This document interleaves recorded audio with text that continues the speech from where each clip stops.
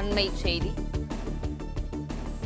சென்னையில் காரை ஏற்றி இளைஞர் கொல்லப்பட்ட வழக்கில் திமுக பிரமுகர் தனசேகரனின் பேரன் சந்துரு காவல் நிலையத்தில் சரணடைந்து வாக்குமூலம் அளித்திருக்கிறார். இது குறித்தான முழு விவரங்களோடு இணைந்திருக்கிறார் செய்தியாளர் கதிரவன். கதிரவன், வணக்கம். வாக்குமூலம் குறித்தான முழு விவரங்களை பதிவு பண்ணலாம்.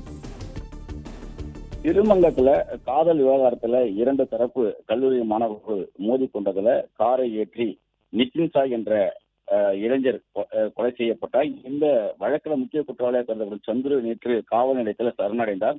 அவரிடம் நடத்தப்பட்ட விசாரணையில தான் தவறு ஏதும் செய்யவில்லை எனவும் தனது அந்த காரை சொகுசு காரை ஓட்டு வந்து ஆரோன் என்ற நபரை தான் அந்த பயமுறுத்தவே வாகனத்தை ஏற்றதாகவும், ஆனால் பயமுறுத்து சென்ற போது அவர்கள் மீது மோதி அந்த விபத்து நடைபெற்று அவர் இறந்து விட்டதாகவும் அவர் தெரிவித்திருக்கிறார். தான் தவறு ஏதும் செய்யாமல் காரில் பின்புறம் மட்டுமே அமர்ந்திருந்தாகவும் நண்பர்களோடு மட்டுமே பயணம் செய்ததாகவும் அவர் வாக்குமூலத்தை அளித்திருக்கிறார்.